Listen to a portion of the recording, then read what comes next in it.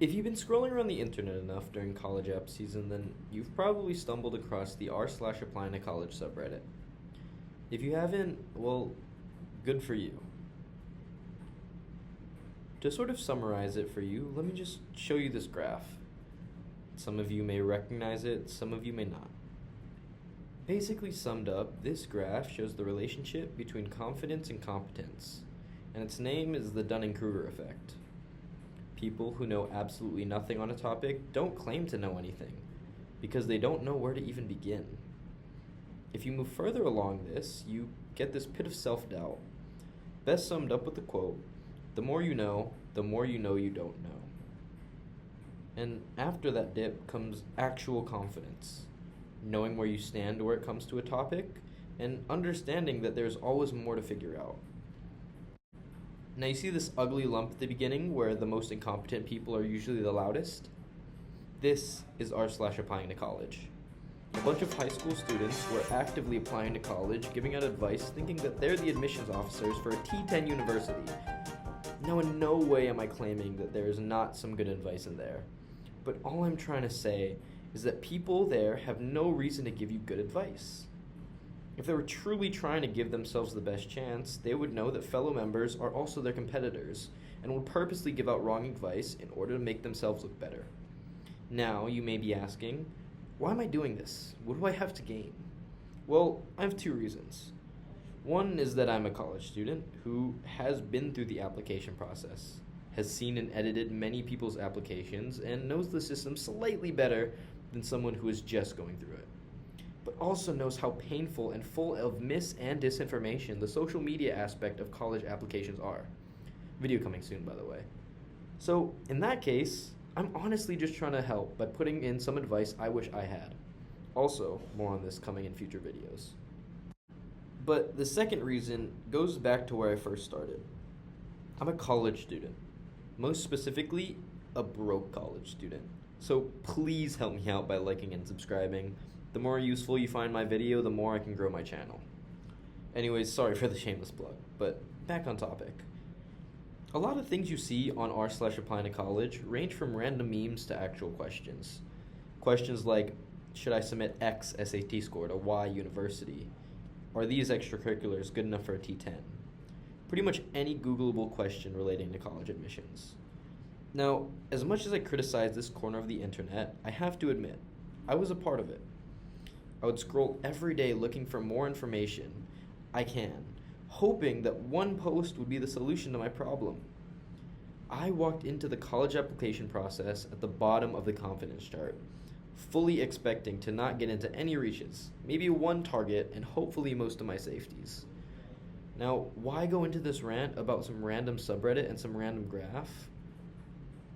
Because by every conceivable metric, every survey, every poll, every census, every written account, and every single application that has ever been, legacy students are up here.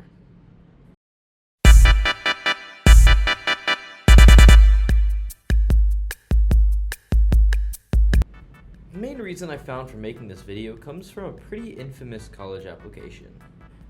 No, it's not about the essay on hating the letter S, and it's not that super abstract NYU essay. It's actually more about the person who wrote it, John Fitzgerald Kennedy. So, to delve into the history of college admissions, let's go back in time. Whoa, wait, not there. That was a bit further back than I wanted. Okay, sorry about that. So, the date was April 23rd, 1935. A young JFK had to thoughtfully answer the question, why do you wish to come to Harvard? The committee will expect a careful answer to this question. Now, instead of like nowadays, JFK did not have to make a comparison of pizza to his life. He did not have to create a symbol of a math worksheet his grandfather made him complete to show how he can learn and overcome challenges later on in life. Another shameless plug. He simply wrote the following. The reasons that I have for wishing to go to Harvard are several. I feel that Harvard can give me a better background and a better liberal education than any other university. I've always wanted to go there, as I have felt that it is not just another college, but is a university with something definite to offer. Then, too, I would like to go to the same college as my father. To be a Harvard man is an enviable distinction, and one that I sincerely hope I shall attain. Now, to anyone looking nowadays, this essay looks nothing remotely to Ivy-worthy. Back then, it was just enough for little JFK to catapult his life into the one we all know and recognize. Now, do I believe that JFK probably had the qualities and caliber or tenacity or intelligence to get into Harvard? No doubt. But do I also think that the one thing that showed them that on his application was neither his writing, creativity, nor GPA, but the one sentence that reads, "Then too, I would like to go to the same college as my father." Yes, I do. Now, to be a Harvard man in this context does come with some perks other than a better education, which, I'd like to add, I wish every Why Us essay was as easy as saying that one school was simply better. But a Harvard man here means that you have a label to your name, an introduction. It doesn't matter how you attain that label, but you will be treated differently in the job market, politics, or government if there is a recognizable voucher for your name. It also means that you can pass down this voucher, and the label changes for your child, which now reads legacy.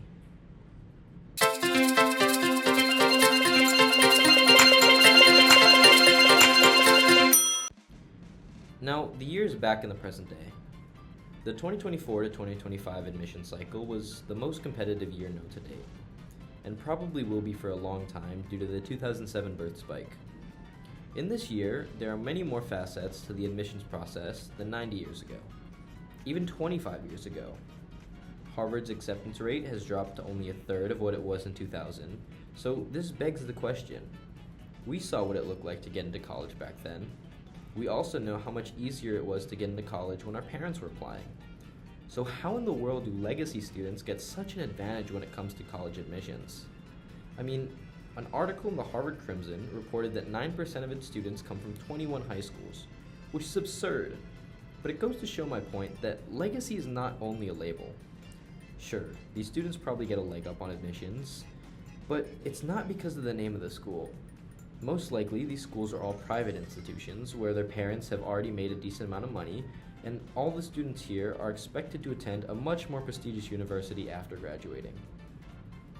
These schools have more resources, better college prep offices, and a better reputation in order to send these kids to elite universities.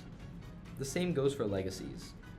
A few overlaps with other things, but here are my 6 pillars of legacy students. Someone who has parents that have graduated from a prestigious university are much more likely to be instilled values that their parents were taught at that university they attended. Values like success, networking, and other things which have to be learned by the average applicants are what these legacy students already live. The language of elite institution is interwoven with the English they speak, thus leading to better verbal SAT scores, higher success in interviews, and their values being reflected in their extracurriculars. Some industries in life aren't about what you know, they're about who you know. College admissions does not differ from this sentiment. Alumni, donors, professors, access to better extracurriculars are all the foundation of getting into places. These people already have a foot in the door, where everyone else is knocking, waiting to get inside. Usually, a parent or two with a degree from a prestigious university can generally afford to put their child into programs and schools that offer their child a better chance to get into the same. A more financially supported child can demonstrate their character better with a niche extracurricular than a student who has to work a part-time job to support their family. Back to the Dunning-Kruger effect. These people, entitled or not, have high confidence in themselves. This confidence is reflected in their application, even if they themselves do not know it. It is reflected in the way they write their essays, the way they speak in an interview, or just any part of their application. They know they belong there, and because of this, most of the time, it's true. Speech, debate, discussion, and knowledge of cultural references in higher social classes all play a part in judging an applicant holistically. All of these are positive characteristics, even if they don't need to work as hard to attain them as other people. All colleges know, or at least hope, that your parents will vouch for anything you've written on your application. They will vouch for your character, intelligence, tenacity, and work ethic. This honestly means nothing, unless it comes from a parent that the college is familiar with. Recommendation also goes back to social networks, where parents are more likely to get influential people like a headmaster, professor, or more well-known person to write a letter of recommendation, which an institution will take more seriously than one written from a random high school teacher. It is for all of these reasons, and probably more, that legacy students have a higher chance to get in. About 5 times the admission rate of non-legacies, a Harvard Crimson article wrote. So, I say these things not to show you how hopeless you are, but I show you this to give you the tools to know what you're up against, and how you can even the playing field. For what is a man? What has he got? If not himself, then he has not.